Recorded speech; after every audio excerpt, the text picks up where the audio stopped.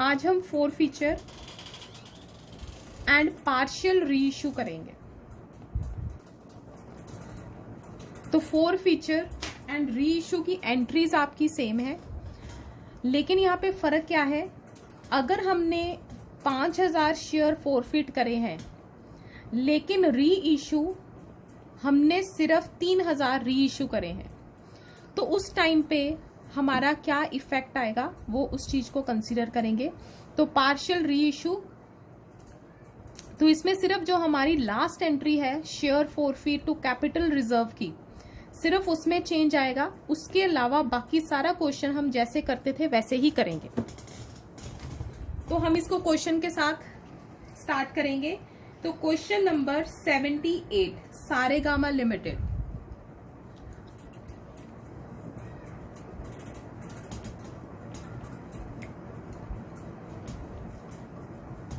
Saregama limited, question number 78, Saregama limited. Saregama Limited invited applications for issuing 80,000 equity shares of 100 each at a premium of 10 per share। तो साथ में premium भी है 10 रुपए का। The amount was payable as follows। तो 80,000 shares हैं, application के साथ आपके हैं 30 रुपीज, अलॉटमेंट 30 इंक्लूडिंग प्रीमियम है, तो 20 कॉल है एंड 10 प्रीमियम है, then first call and then final call.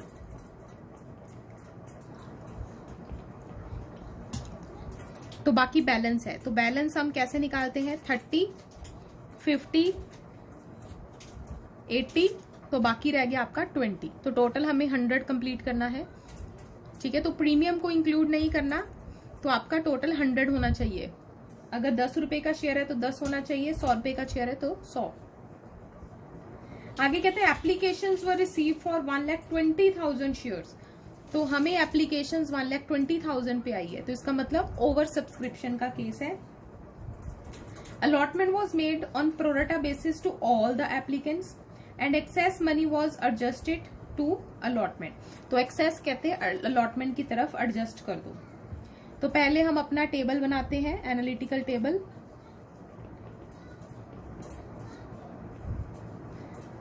तो सबसे पहले है number of shares applied,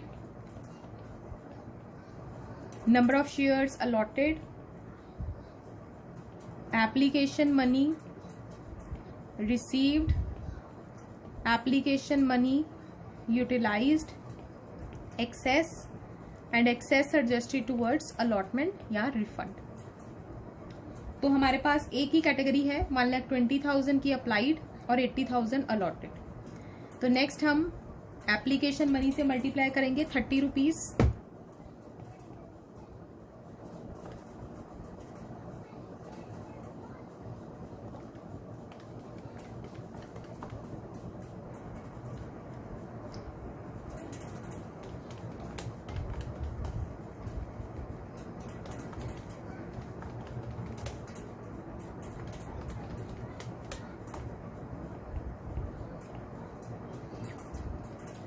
and excess is adjusted towards allotment. तो एक्सेस एडजस्ट करने से पहले हम पॉकेट चेक कर लेते होते हैं। तो 80,000 इंटू 50 रुपीज, तो बहुत पैसा एडजस्ट कर सकते हैं अलॉटमेंट की तरफ, तो हमने एडजस्ट कर दिया। तो ये हमारा है। अब हम इसकी जर्नल एंट्रीज, तो bank account debit to equity share application, third column 3,60,000, 36 lakh, then equity share application to equity share capital to equity share allotment।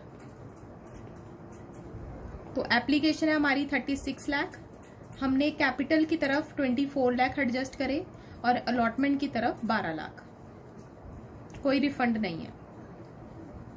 Next entry is allotment की, इक्विटी शेयर अलॉटमेंट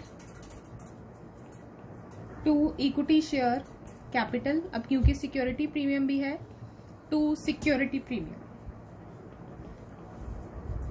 तो आपके शेयर्स है 80,000, 80,000 into 30 rupees आपके,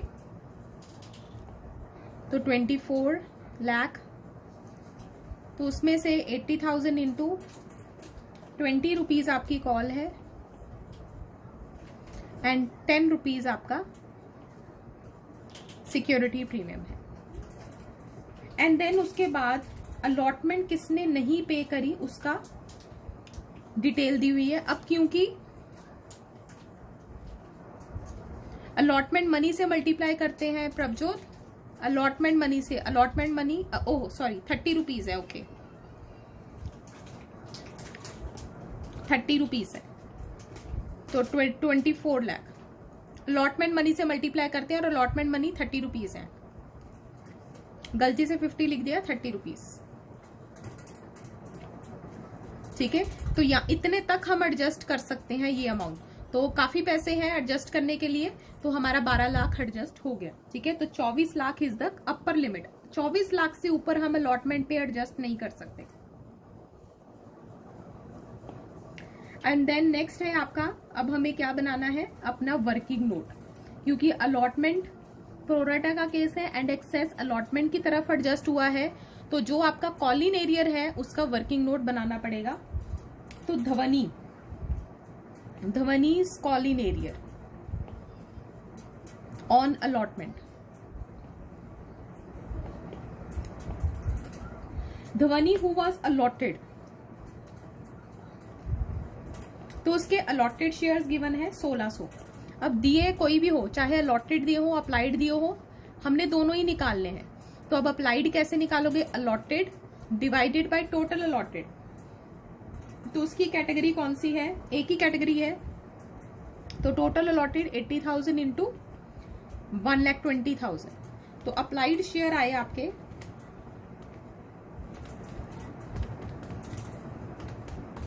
2400 shares, 2400 shares applied आए। अब excess application money हमें कितनी आई हुई है, money received 2400 minus 1600 into application money 30 rupees,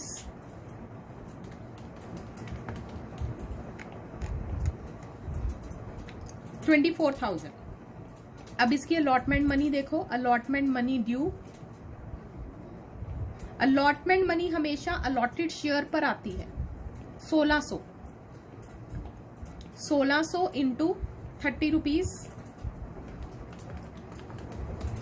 48,000, उसमें से ऑलरेडी 24,000 आ चुके हैं एक्सेस, वो माइनस कर देना है, बाकी आपके 24,000 कॉलिन एरियर आ गए।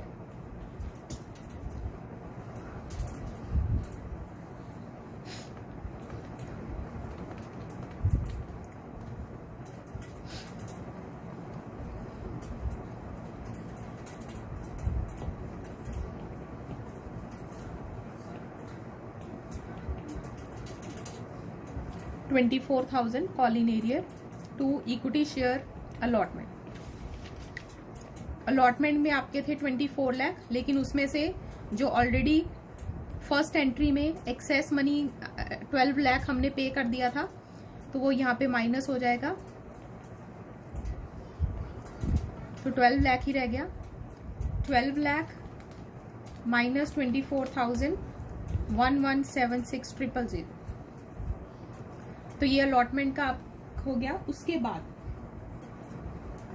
सरगम who applied for 6,000 share did not pay first call money and shares were forfeited immediately after the first call. Okay, तो अब हमें फर्स्ट कॉल की एंट्री डालनी है, equity share first call to equity share capital, तो 80,000 share into first call है आपकी again 30 rupees 24 lakh, bank calls in arrear to equity share first call, अब यहाँ पे कॉलिन एरियर, जिसने अलॉटमेंट नहीं पे करी ध्वनि ने, उसने फर्स्ट कॉल भी नहीं पे करी होगी, तो आपने ध्वनि एंड सरगम दोनों के अलग अलग शो करने हैं ब्रैकेट में अपनी अंडरस्टैंडिंग के लिए, क्योंकि 4 फीचर की एंट्री जब हम डालेंगे तब आपको पता होना चाहिए दोनों के अलग अलग कितने अनपेड है। तो ध्वनि के देखो, ध्वनि के शेयर कितने थे, अलॉटेड शेयर 1600, और इसने फर्स्ट कॉल नहीं पे करी। और जो सरगम है, सरगम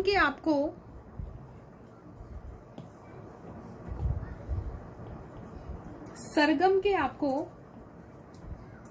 अप्लाइड शेयर्स गिवन है, अप्लाइड शेयर गिवन है, लेकिन हमें तो अलॉटेड शेयर चाहिए होते हैं, ठीक है। तो इसलिए हमेशा कॉलिन एरियर निकालने के लिए आपको अलॉटेड शेयर्स चाहिए होते हैं।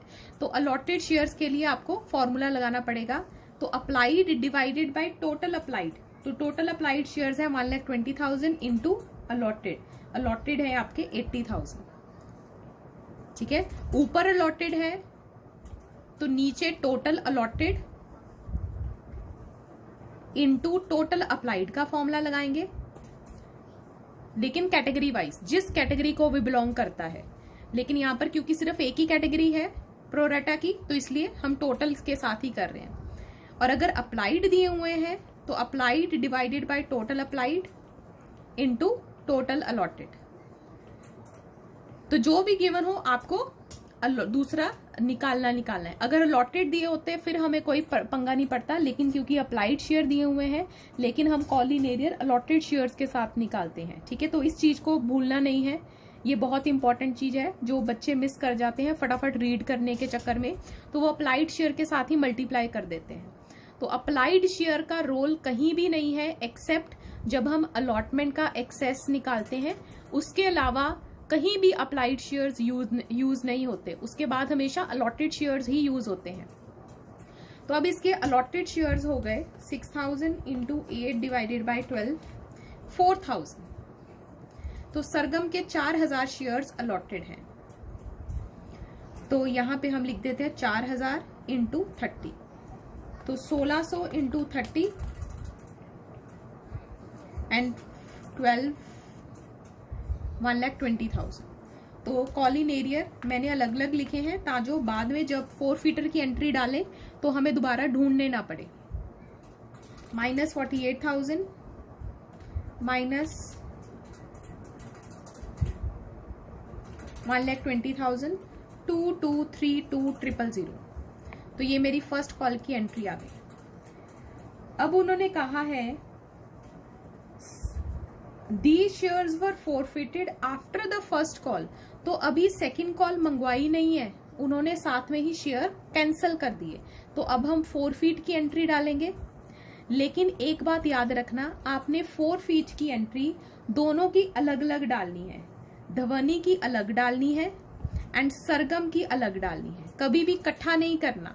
क्योंकि जब भी पार्शियल री इशू होता है तब हमें प्रोपोर्शनेट मेथड लगाना होता है, और प्रोपोर्शनेट मेथड सिर्फ उस पर्सन के ऊपर लगेगा, शेयर होल्डर के ऊपर लगेगा जिसके आधे शेयर्स री इशू हुए हैं। तो इसलिए कभी भी ये एंट्री को इकट्ठा नहीं करना, आपका आंसर हमेशा गलत आएगा अगर आपने इकट्ठा करा तो पहले हम ध्वनि के शेयर फॉरफिट करेंगे।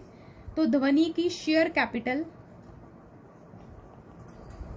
तो शेयर कैपिटल इसके कितने शेयर थे, 1600 शेयर, 1600। अब तक हमने कितने पैसे मंगवाए, तो हम हमेशा यहाँ पे कॉल डब के साथ, क्योंकि फाइनल कॉल मंगवाई नहीं है तो हम 80 रुपीज के साथ मल्टीप्लाई करेंगे, ठीक है। तो यहाँ पर हमेशा 80 रुपीज। तो अगर सारी कॉल्स नहीं मंगवाई तो हम सिर्फ कॉल डब के साथ मल्टीप्लाई करेंगे। अब क्योंकि इसने अलॉटमेंट नहीं पे करी तो इसका सिक्योरिटी प्रीमियम भी डेबिट हो जाएगा। सिक्योरिटी प्रीमियम अनपेड है, सिक्योरिटी प्रीमियम इज अनपेड, ठीक है। तो 1600 इंटू सिक्योरिटी प्रीमियम 10 रुपए का, क्योंकि अलॉटमेंट नहीं पे करी है तो अलॉटमेंट के साथ सिक्योरिटी प्रीमियम भी था, तो security premium is also unpaid. एक मैं आपको छोटा सा और बात यहां पे अटैच कराती हूं, जब भी आप एक्सेस निकालते हो, ये एक्सेस 24,000, तो हमेशा यहां पे एक छोटा सा वर्किंग नोट बनाया करो कि ये एक्सेस यूज कैसे हुआ है, एक्सेस हमेशा पहले कॉल की तरफ यूज होएगा, फिर सिक्योरिटी प्रीमियम की तरफ यूज होएगा। अब आपकी कॉल मनी कितनी है, 1600 इंटू 20 रुपीज, तो 32,000, और प्रीमियम कितना है 1600 इंटू 10 रुपया, 16,000, तो ये एक्सेस 24,000 है। तो मतलब सारा का सारा कॉल की तरफ एडजस्ट हुआ है, तो सिक्योरिटी प्रीमियम पूरा का पूरा अनपेड है। कई बार एक्सेस सिक्योरिटी प्रीमियम की तरफ भी यूज हो जाता है, तो सिक्योरिटी प्रीमियम थोड़ा सा पेड हो जाता है, तो उससे आपका जो सिक्योरिटी प्रीमियम डेबिट होएगा वो रिड्यूस हो जाता है। तो ये छोटा सा वर्किंग नोट आपने साथ में अपना करके देखना है कि जो एक्सेस है वो प्रीमियम की तरफ एडजस्ट तो नहीं हो रहा। तो कैसे करोगे, आपकी जो अलॉटमेंट मनी है उसको डिवाइड कर दोगे। तो 1600 इंटू 20 रुपया अलॉटमेंट मनी है 32,000, एंड 1600 इंटू 10 रुपया प्रीमियम है। तो क्योंकि 24,000 एक्सेस है तो वो पहले कॉल की तरफ एडजस्ट हो रहा है, ठीक है, हमेशा पहले कॉल की तरफ एडजस्ट होएगा। अगर बाय चांस यहाँ पे 40,000 होता तो पहले वो 32,000 कॉल की तरफ एडजस्ट हो जाता और 8,000 प्रीमियम की तरफ एडजस्ट होता, तो आपका सिक्योरिटी प्रीमियम अनपेड 8,000 हो जाता। तो ये चीज अगर तो समझ आ गई ठीक है, नहीं समझ आई तो please raise your hand, thumbs up अगर नहीं समझ आया, अगर किसी को डाउट है।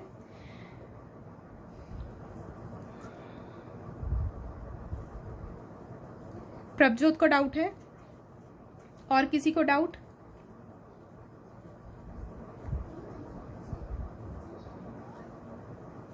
ओके प्रभजोत फिर से समझो। हाँ जी अश्विंदर। मैम इसमें जो एक्सेस है वो कॉल की तरफ कैसे एडजस्ट हो रहा है?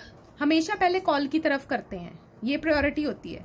हमारा जो एक्सेस है पहले कॉल की तरफ एडजस्ट करना है, ठीक है। तो यहाँ पर अब सारा का सारा एक्सेस कॉल की तरफ ही जा रहा है, क्योंकि कॉल है 32,000 और एक्सेस है 24,000। सिया इतनी नहीं खानी,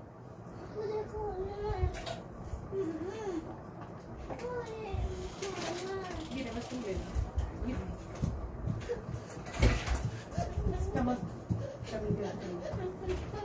ये तो ये तो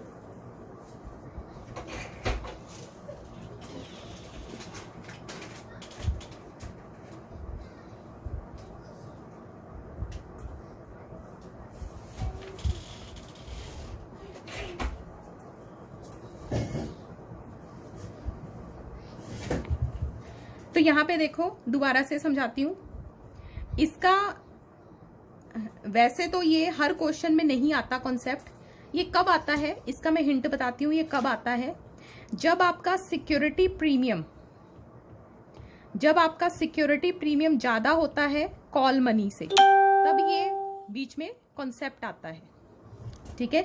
तो जब भी सिक्योरिटी प्रीमियम ज्यादा होएगी आपकी कॉल मनी से, तब ये सिक्योरिटी प्रीमियम थोड़ा सा पेड हो जाएगा, ठीक है। तो वो हम एंट्री में शो नहीं करेंगे। इस क्वेश्चन में इसका कुछ लेना देना नहीं था, लेकिन हर क्वेश्चन में प्रैक्टिस करेंगे तो ये पॉइंट याद रहेगा। अगर मैं इसको केस वाइज कराऊंगी तो आप इसको भूल जाओगे, क्योंकि बहुत रेयर केस होता है कि ये आता है, and it is very rare कि आपको एग्जाम्स में आएगा। तो इसलिए हम हर क्वेश्चन के साथ इसको चेक करते जाएंगे ताकि हमें भूले नहीं। तो आपने यहाँ पे ये जो लिखा हुआ था 1600 इंटू 3 रुपया, इसको आपने डिवाइड कर लेना है कि 1600 में अलॉट कॉल मनी कितनी है एंड 1600 में सिक्योरिटी प्रीमियम कितना है। तो 32,000 कॉल मनी है एंड सिक्योरिटी प्रीमियम 16,000 है। तो अब यहाँ पे क्योंकि कॉल 32,000 है तो सारा का सारा एक्सेस कॉल ने ले लिया, तो अब सिक्योरिटी प्रीमियम पूरा का पूरा अनपेड है, फुली अनपेड है। सिक्योरिटी प्रीमियम पूरा अनपेड है क्योंकि 24,000 पूरा कॉल की तरफ एडजस्ट हो गया जो एक्सेस था। तो इसका मतलब सिक्योरिटी प्रीमियम पूरा अनपेड है। तो इसलिए हम यहाँ पे सिक्योरिटी प्रीमियम को पूरा डेबिट करेंगे 16,000 के साथ। अब समझ आया प्रभजोत? बस उसको बस तोड़ना है, कॉल को अलग कर देना है एंड प्रीमियम को अलग कर देना है। तो अगर एक्सेस सारा का सारा कॉल की तरफ एडजस्ट हो गया तो प्रीमियम पूरा अनपेड है, ठीक है। तो प्रीमियम पूरा अनपेड है, और अगर कॉल के अलावा प्रीमियम में भी एडजस्ट हो रहा है एक्सेस, तो फिर प्रीमियम उतने से रिड्यूस हो जाएगा इस अमाउंट में, 16,000 में। तो वो जब आएगा तब मैं आपको कंसेप्ट करा दूंगी, ठीक है। फिलहाल हम हर क्वेश्चन में इस चीज को नोट जरूर करते जाएंगे ताकि हमें इस चीज का याद रहे। याद रखने के लिए हम इस कॉन्सेप्ट को साथ साथ में करते जाएंगे।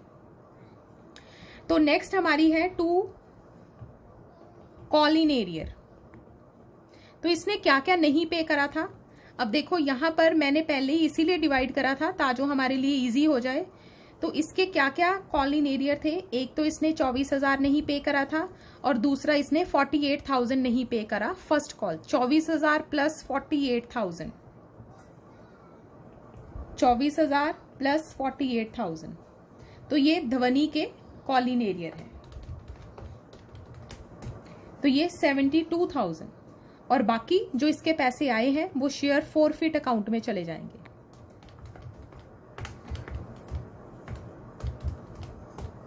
तो बाकी 72,000 ही रह गए। अब ऐसे ही मैं सरगम का फॉरफिट करूंगी। शेयर कैपिटल, अब सरगम के अलॉटेड शेयर्स कितने थे, मैंने अलॉटेड शेयर्स लेने हैं, अप्लाइड नहीं लेने, ये दिमाग में बात फिट कर लेनी है। तो इसके अलॉटेड शेयर्स 4,000 थे, ठीक है। और इसने क्या क्या नहीं पे करा था, सरगम ने 1,20,000 की फर्स्ट कॉल नहीं पे करी थी। टू कॉलिन एरियर, तो इसने 1,20,000 की फर्स्ट कॉल नहीं पे करी थी।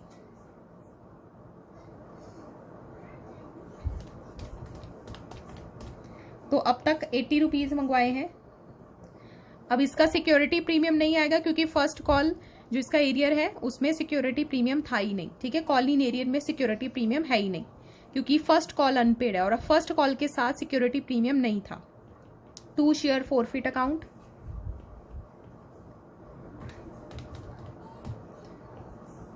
₹2,00,000। तो अब मैंने फॉरफीचर की अलग अलग एंट्रीज डाल दी। अब मैं क्या करूंगी, री इशू की एंट्री डालूंगी। री इशू आप इकट्ठा कर सकते हो, री इशू में कोई प्रॉब्लम नहीं है। और री इशू, अब इन दोनों के शेयर मिला के देखो, इन दोनों के शेयर इसके 1,600 है और इसके 4,000 है, तो टोटल शेयर 5,600 है। लेकिन उन्होंने सिर्फ 2,000 शेयर री इशू करे हैं, तो जो री इशू शेयर है वो सिर्फ 2,000 हुए हैं। तो ये पार्शियल री इशू का केस है, सारे शेयर री इशू नहीं हुए हैं, थोड़े से शेयर री इशू हुए हैं 2,000, ठीक है। और कितने के शेयर री इशू हुए हैं, और साथ में उन्होंने ब्रैकेट में लिखा है इंक्लूडिंग ऑल शेयर्स ऑफ ध्वनि। तो ध्वनि के सारे शेयर, पूरे शेयर है 1,600। अब 2,000 में से अगर ध्वनि के 1,600 है तो सरगम के सिर्फ 400 शेयर री इशू हुए हैं क्योंकि हमें टोटल 2,000 शेयर री इशू हुए हैं, ठीक है। तो ध्वनि के पूरे शेयर री इशू हुए हैं लेकिन सरगम के बाकी के तो 2,000 री इशू हुए हैं, 2,000 माइनस 1,600, बाकी 400 शेयर सरगम के री इशू हुए हैं। और आगे क्या लिखा है, इंक्लूडिंग ऑल शेयर्स ऑफ ध्वनि वर इशू टू तरंग फॉर ₹95 पर शेयर। तो जो 4 रुपीज 8 रुपीज लिखा होता है वो बैंक में आएगा, जिसके पीछे पेड अप कॉल्ड अप लिखा होता है वो शेयर कैपिटल में जाएगा। तो 80 पेड अप, तो 2,000 इंटू 80। अब यहाँ पे ज्यादा के पैसे, ज्यादा के शेयर री इशू हुए हैं। तो अब आपका बैलेंस कंपनी को फिर से फायदा हो गया, लेकिन वो हम सिक्योरिटी प्रीमियम में लिखेंगे। Security premium 30,000। तो ये हमारी री इशू की एंट्री हो गई। अब लास्ट एंट्री, अब पार्शियल री इशू का जो इफेक्ट है वो लास्ट एंट्री में आता है जब हम कैपिटल रिजर्व में ट्रांसफर करेंगे। तो बहुत ध्यान से ये समझनी है, जहां नहीं समझ आया दोबारा पूछना है। Last entry share forfeited account debit, share forfeited account debit to capital reserve, last entry. तो अब हम इसमें क्या करते थे, लास्ट एंट्री में जो क्रेडिट वाले शेयर फॉरफिट हैं उसको प्लस करते थे और जो डेबिट वाला होता था उसको माइनस करते थे। लेकिन डेबिट तो यहाँ पे कुछ है ही नहीं है, ठीक है, लॉस तो कंपनी को हुआ नहीं। तो अब मुझे इन दोनों को प्लस करना है, लेकिन मैं इनको प्लस नहीं कर सकती। क्यों? क्योंकि जो सरगम है उसके सारे शेयर री इशू नहीं हुए, तो अब मुझे उसके फोरफीट को प्रोपोर्शनेट करना है, क्योंकि मैं सिर्फ जितना री इशू हुआ उतना ही शेयर कैपिटल रिजर्व में लेके जा सकती हूँ। तो अब मैं इसको प्रोपोर्शनेट कैसे करूंगी? ये जो इसकी अमाउंट है 2 लाख डिवाइडेड बाय, ये कितने शेयर्स पर है? 4000 शेयर्स पर है, divided by forfeited share into, लेकिन मैंने इसके शेयर यूज कितने करे हैं, री इशू कितने करे हैं? 400। तो 2 lakh divided by 4000, 2 lakh divided by 4000 into 400। तो डिनोमिनेटर क्या है इसमें? फोरफिटेड शेयर्स इंटू री इशू शेयर्स। ऊपर क्या है? फोरफिटेड अमाउंट, जो फोरफिटर अकाउंट में अमाउंट है वो, उसको मैं प्रोपोर्शनेट करूंगी किसके साथ? Divided by forfeited share into री इशू शेयर। तो इसका अब फोरफिटर कितना आया? 2 लाख इंटू 400 डिवाइडेड बाय 4000, तो 20,000 प्लस, और जो दूसरा था जिसके सारे री इशू हो गए थे उसका मैं सारा उठा लूंगी, 72,000। अब माइनस करने के लिए मेरे पास कुछ नहीं है, ठीक है? तो अगर डेबिट होता, लॉस होता तो वो माइनस कर देती। तो अब इन दोनों को मैं प्लस करके 92,000 will be my capital reserve, ठीक है? तो प्रोपोर्शनेट मेथड, जिसके शेयर पार्शियल रीइश्यू हुए हैं उस पर मुझे प्रोपोर्शनेट मेथड लगाना है। और कैसे लगाते हैं? उसके जो फोरफीचर अकाउंट में फोरफिटेड अमाउंट है वो डिवाइडेड बाय फोरफिटेड शेयर्स, उसके कितने शेयर्स फोरफिट करें इनटू री इशू शेयर्स, मैंने कितने उसके री इशू करे। तो इसलिए मैंने दोनों की फोरफिट की एंट्री अलग अलग करी, क्योंकि प्रोपोर्शनेट मेथड सिर्फ उसके शेयर होल्डर के लगना है जिसका पार्शियल री इशू हुआ है। अगर मैं दोनों का इकट्ठा कर देती, आप टोटल अमाउंट को प्रोपोर्शनेट कर देते, जो कि गलत हो जाता, ठीक है? तो इसलिए हमेशा फोरफिट की एंट्री अलग अलग डालनी है अगर पार्शियल री इशू है। अगर किसी को डाउट है प्लीज आस्क।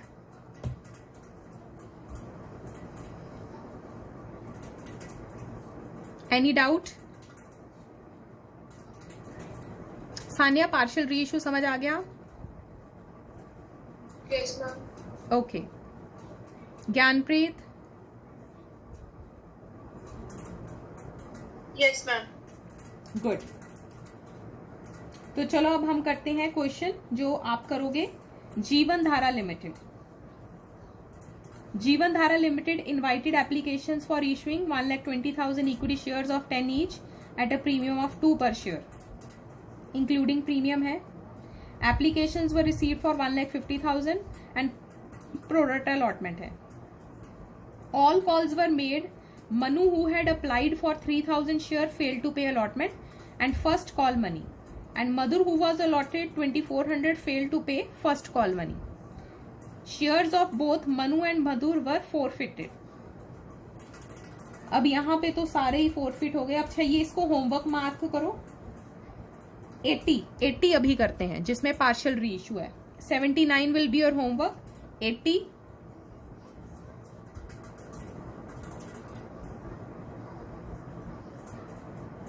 72,000 जिसका पूरा री इशू हुआ है उसका पूरा फोरफिट उठाना है। 72,000 तो उसका तो पूरी अमाउंट उठानी है, लेकिन जिसका पार्शियल री इशू हुआ है उसकी प्रोपोर्शनेट अमाउंट उठानी है।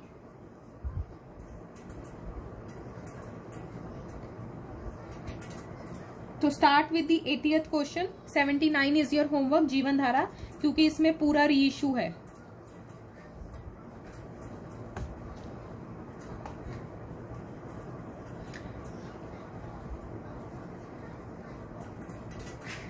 अच्छा, इसमें बैलेंस शीट भी है, साथ में बैलेंस शीट का इफेक्ट भी है।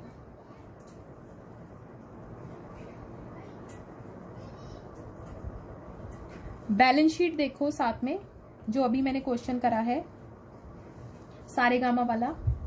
ऑथराइज्ड कैपिटल दी नहीं, इशूड कैपिटल है वहां 80,000। सब्सक्राइब्ड कैपिटल देखो, subscribed and fully paid up.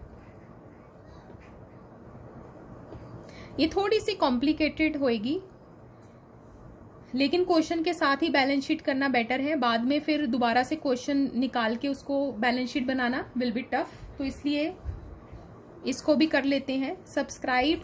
अब क्योंकि शेयर्स फॉरफिट हो चुके हैं, कैंसिल हो चुके हैं एंड री इशू हो चुके हैं, तो आपका subscribe and fully paid up के अंडर ये आ जाएंगे। अब जब भी आपके shares forfeit and re issue हुए हैं तो आपने पहले एक छोटा सा साथ में शेयर्स के रिगार्डिंग कॉन्सेप्ट लिखना है। आपके शेयर्स थे 80,000, इसमें से फॉरफिटेड शेयर माइनस कर देने हैं।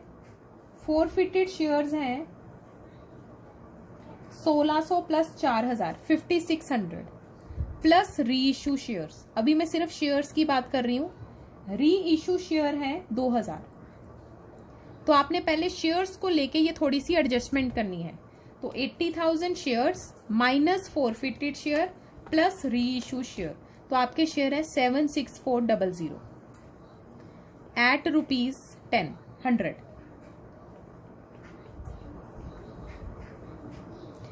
इसमें अब आपने शेयर फॉरफिट अकाउंट प्लस करना है, क्योंकि शेयर फॉरफिट अकाउंट बैलेंस है।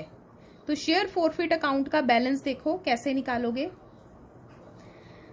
शेयर फॉरफिट में जहां जहां शेयर फॉरफिट क्रेडिट साइड पे है उसको प्लस करते जाओगे, और जहां जहां शेयर फॉरफिट डेबिट साइड पे है उसको माइनस करते जाओगे।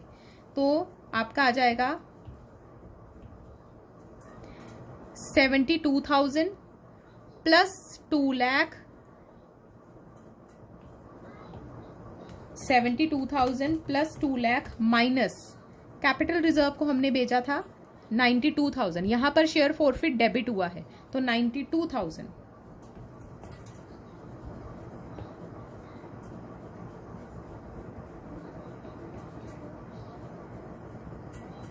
72,000 प्लस 2 लाख माइनस 92,000,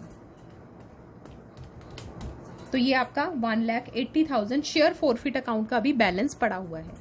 तो जब भी री इशू सारे शेयर नहीं हुए तो आपका subscribe and fully paid up में शेयर फॉरफिट अकाउंट प्लस हो जाएगा। तो ये आपका आया 7820000। इसके अलावा आपके पास रिजर्व एंड सरप्लस के अंदर सिक्योरिटी प्रीमियम है। सिक्योरिटी प्रीमियम भी हम एंट्रीज में से लेंगे, तो जहां जहां सिक्योरिटी प्रीमियम क्रेडिट है वो प्लस होएगा और जहां जहां डेबिट है वहां माइनस होएगा। तो अब हम सिक्योरिटी प्रीमियम देखते हैं कहां कहां एंट्रीज में है।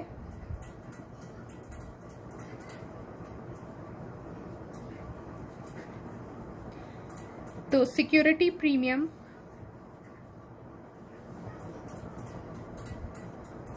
आपका 8 लाख, अब क्योंकि ये क्रेडिट साइड पे है तो प्लस होएगा 8 लाख। उसके बाद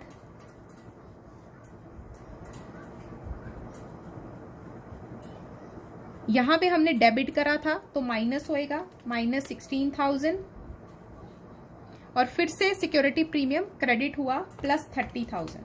तो आपका सिक्योरिटी प्रीमियम का बैलेंस आया 814,000।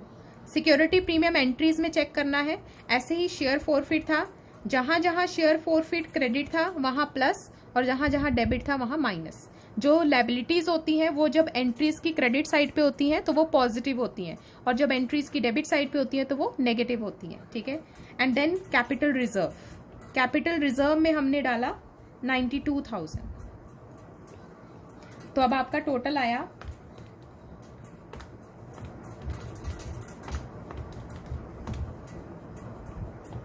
82872600 872600 और एसेट साइड पे कैश एंड कैश इक्विवेलेंट का टोटल। अब कैश एंड कैश इक्विवेलेंट जितने भी आपकी एंट्रीज में बैंक बैलेंसेस हैं,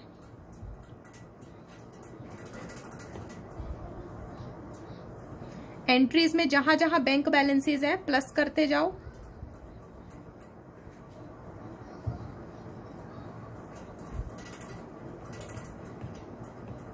तो पहले बैंक बैलेंस 36 लाख का, उसके बाद 1176,000, फिर 2232,000,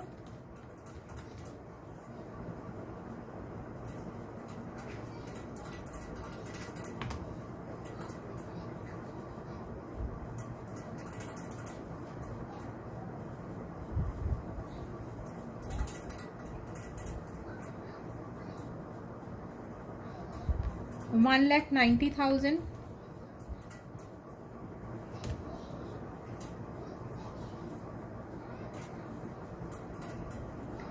तो ये आपका टोटल बना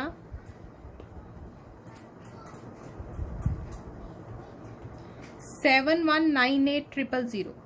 अब यहाँ पे किस चीज की प्रॉब्लम है? सेकंड कॉल की।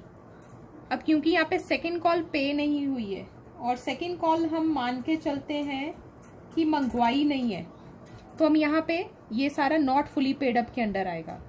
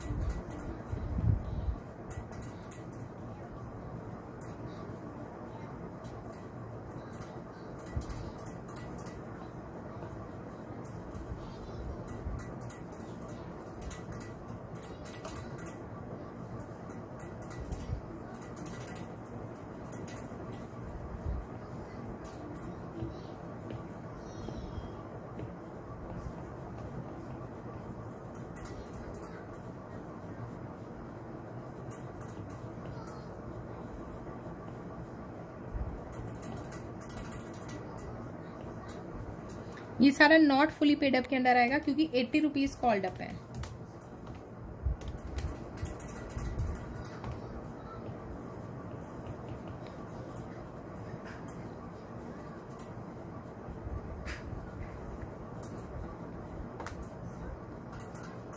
प्लस 1,80,000,